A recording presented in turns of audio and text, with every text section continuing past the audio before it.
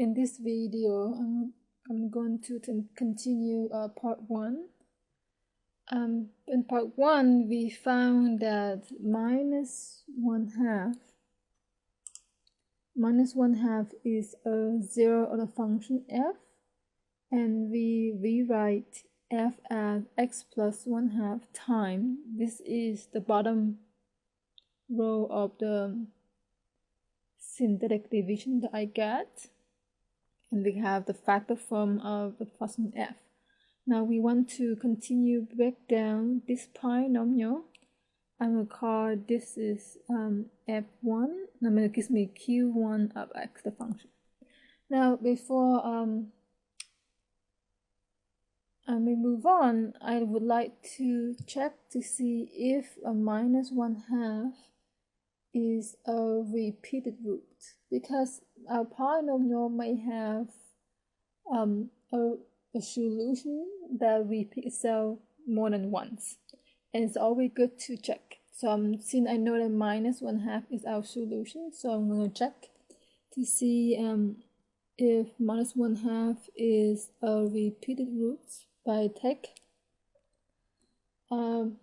using the q1. So I put 6, 10, 56, and 20. So I'm going to bring the 6 down. Minus 1/2 times 6 is minus 3. Plus 10 will be 7. Minus 1/2 times 7 is minus 7/2. Plus 57 is about 1/5/2. Then minus 1/2 times 1/5/2 is a minus 1/5/4. Then add to minus 20 will be minus 1/85/4. Because this here means that q1 of minus 1/2 is not equal to 0, because this is our remainder, is equal to 0. So minus 1/2 is not a 0 of q1 of x. So in other words, we don't have repeated a 0. So now we know that minus 1/2 is not a repeated 0. So now we continue on. Try different number. So we try 1, we try 1/2 and minus 1/2. Now I'm going to try 1/3.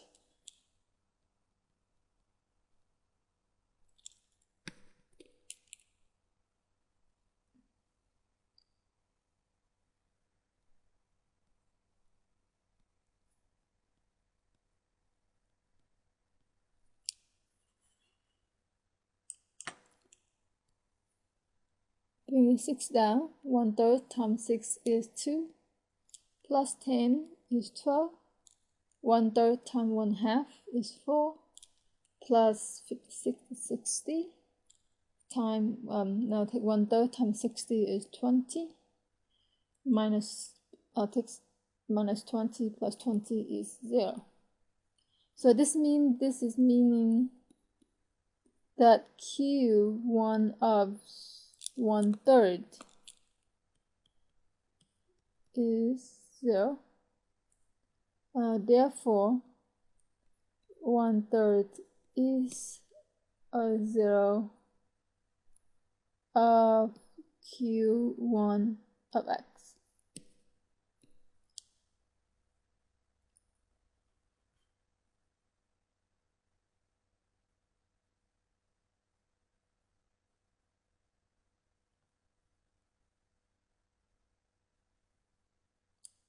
Because the remainder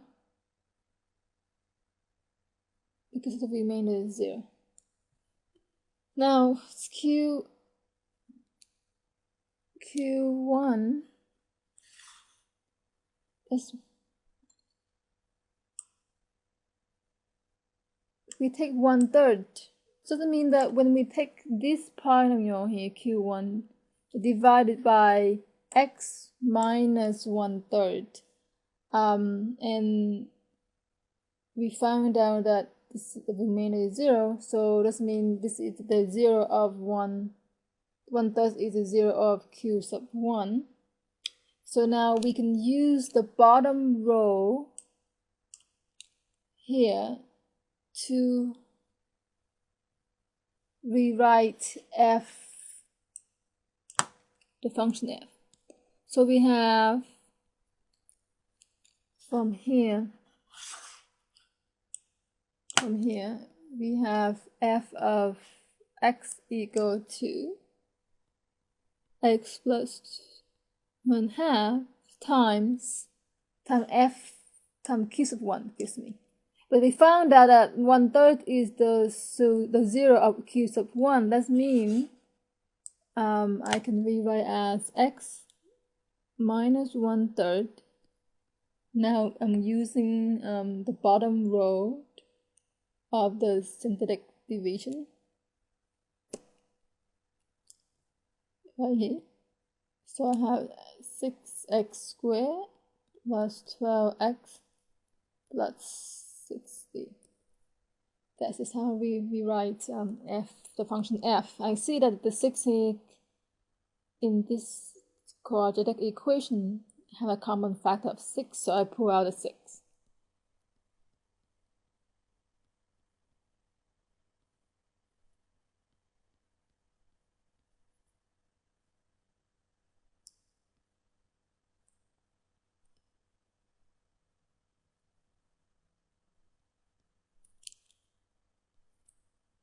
Okay.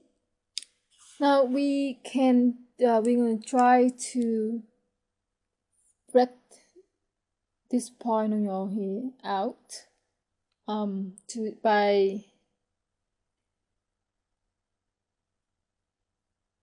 find the solution of the quadratic equation. Okay, so we want to solve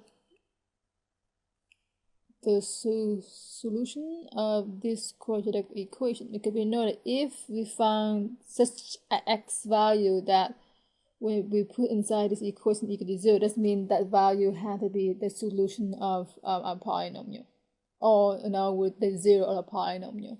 So now I'm going to solve the quadratic equation. I can solve this by factor out, or by completely square, or by using the quadratic formula. I see that we can really factor out this equation, so I'm using the quadratic formula.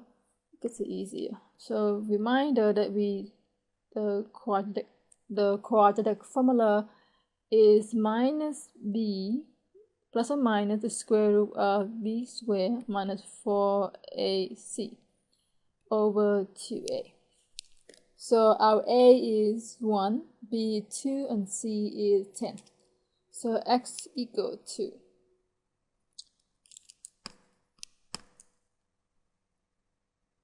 minus 2 plus or minus 4 minus 4 times a is 1 times c is 10 over 2 times 1. So I have minus 2 minus plus or minus 4 minus 40 over 2 equal to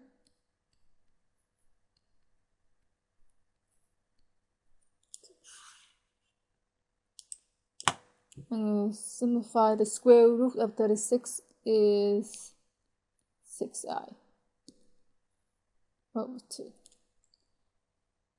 Now I see that 2 here and 6 here, all these three numbers, they are divisible by 2. So I take this here divided by 2, I got 1, right here I got 1, right here I got 3.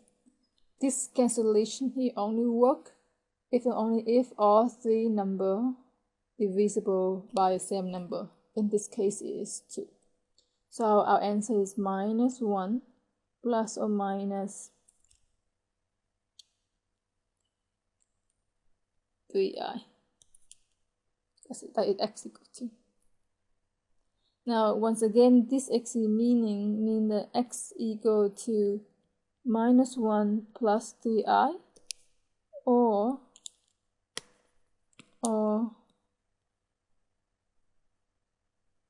x equal to -1 minus 3i.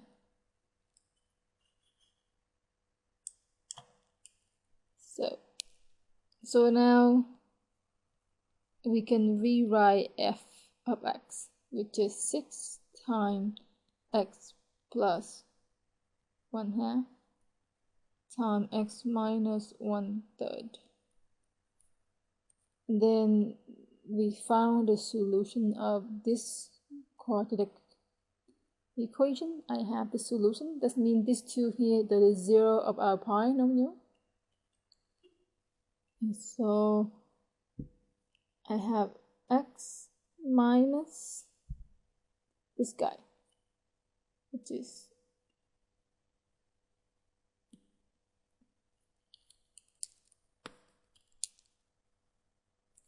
so let me put this in the bigger brackets, like so. Then x minus this solution here, which is -1 minus 3i.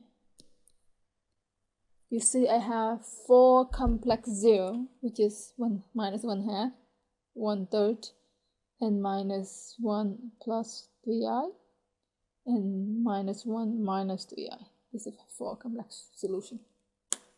So that is our answer. In this example, I'm going to show you how to find odd complex 0 of the function f, and we're going to rewrite the function f in the completed factored form. First, I'm looking for the degree of the polynomial n. Our degree is 4 because 4 is the highest exponent in a polynomial. That means that this function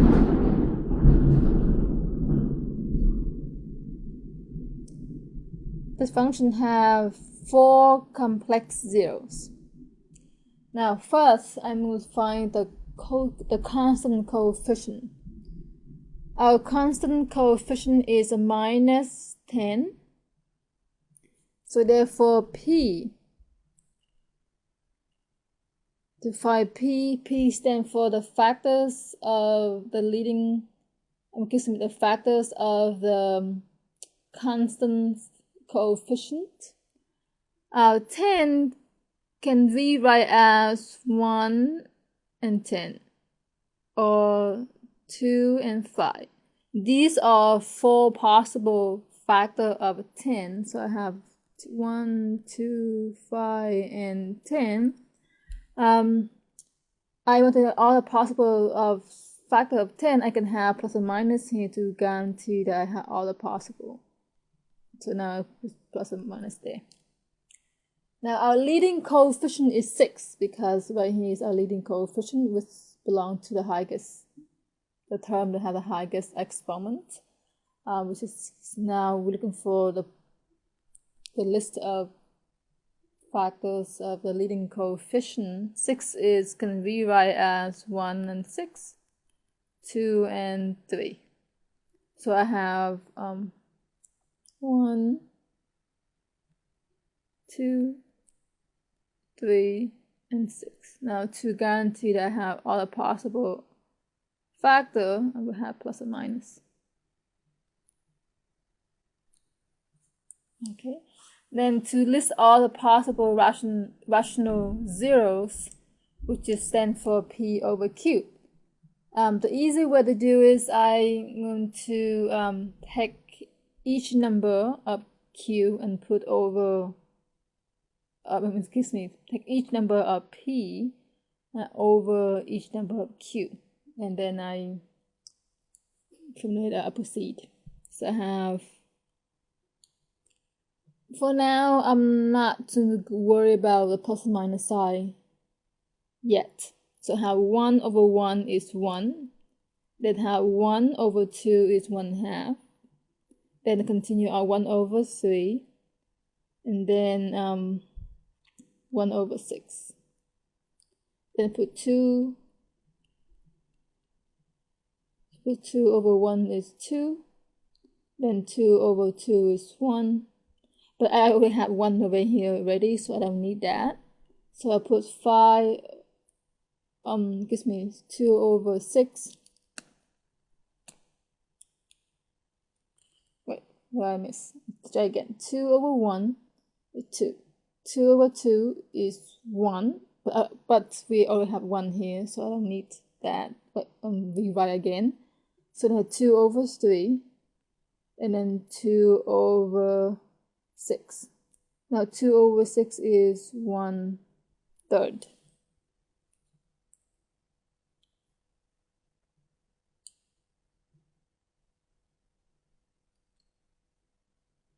But I have 1/3 over here already, so I'm gonna cancel it now. I don't need this. I don't need only 1/3, not 2 of 1/3. Now I put 5 over 1 is 5.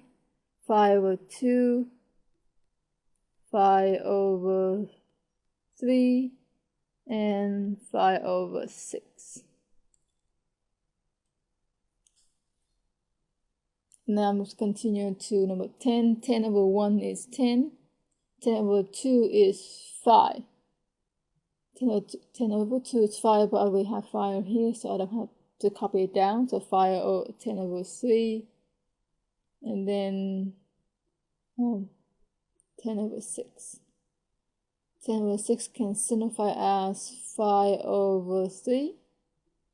But this is the same as this guy, so I just erase this. So I have 1, 2, 3, 4, 5, 6, 7, 8, 9, 10, 12 on the list. So P over Q should be plus or minus 1, plus or minus 1/2, 1/3. And just continue on. I add all the plus or minus to the list to guarantee that I have all the possible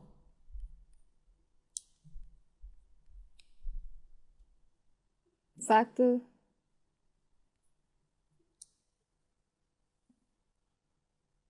We have positive and minus 10. And the last one. This Q over P here mean that if F have, it mean that it said that if F has a rational 0, then this must appear on the list.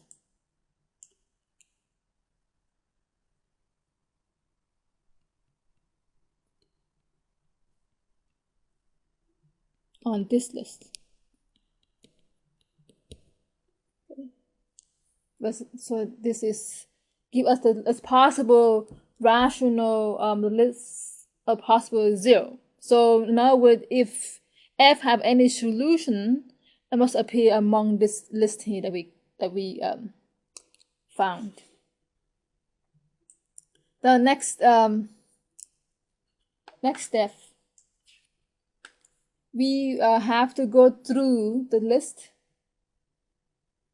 to evaluate each number, or we using the synthetic division until we find a 0. And remember that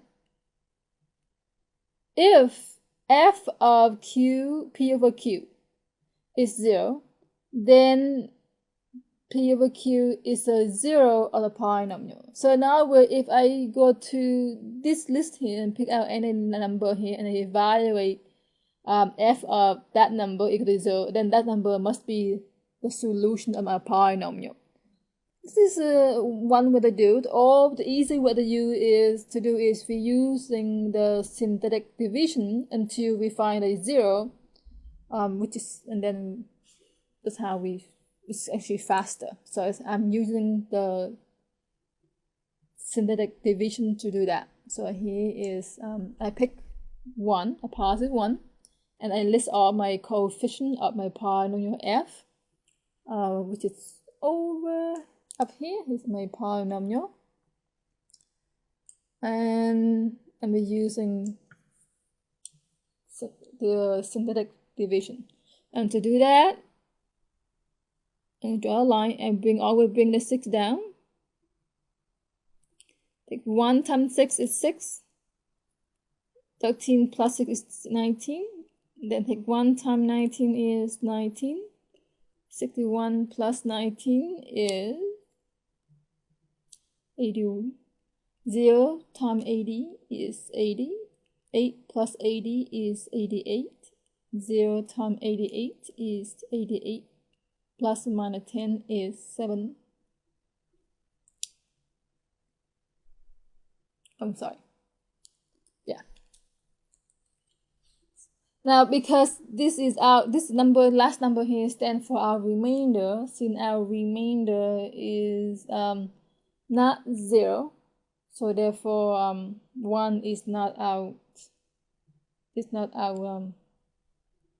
solution, or it's not a 0 of our polynomial. So I'm going to move on to minus 1. So let's move on. Using minus 1, I have 6, 13, 61, 8, and minus 10. So I'm going to bring the 6 down. Minus 1 times 6 is minus 6. 13 plus minus 6 is 7. Minus 1 times 7 is minus 7. 61 plus 7 is 54. Minus 1 times, it gives me plus. Minus 1 times 54 is minus 54. I add 8, I got minus 46. Minus 1 times minus 46 is positive 46. Add minus 10 is 36. Because this is not a 0, based on the factor theorem, minus 1 is not our 0 or our solution. So we continue on. So that means that I test here, this number 1 here is not good. So I cross out. Now I'm going to try 1/2 and do the same thing. This method is quite quick. So if you using the synthetic division, so I have 6, 13, 61, 8, and minus 10. So I bring the 6 down. 6 times 1/2 is 3, plus 13 is 16. 1/2 times 16 is 8, plus 61 is 9. 1/2 times 69 is 34, plus 5, plus 8 is 42.5. 1/2 times 42.5 is 21.25, plus minus 10 will be 11.25. Because this is not a 0, so therefore positive 1/2 is not our it's not our solution.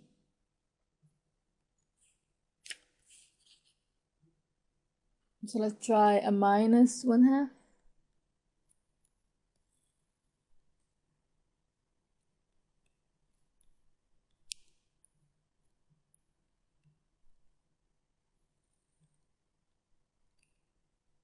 Bring a 6 down. Minus 1/2 times 6 is minus 3. Add 13, I got 10. Minus 1/2 times 10 is a minus 5. plus 61 is 56, minus 1/2 times 56 is minus 28, plus 8 is minus 20. Minus 20 times minus 1/2 times minus 20 is a positive 10, plus minus 10 is 0. Voila! That means that minus 1/2 is our solution, or a 0 of our polynomial. That means that if I put f of minus 1/2 inside my function, I will get a 0. It's equal to 0. So minus 1/2 is a 0 of our polynomial. So we can rewrite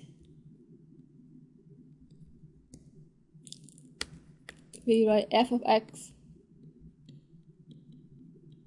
as a factor form. We have x minus, but minus 1/2 become a positive. And then this is our new factor here. So we have x to the cube plus 10 squared plus 56 minus 20.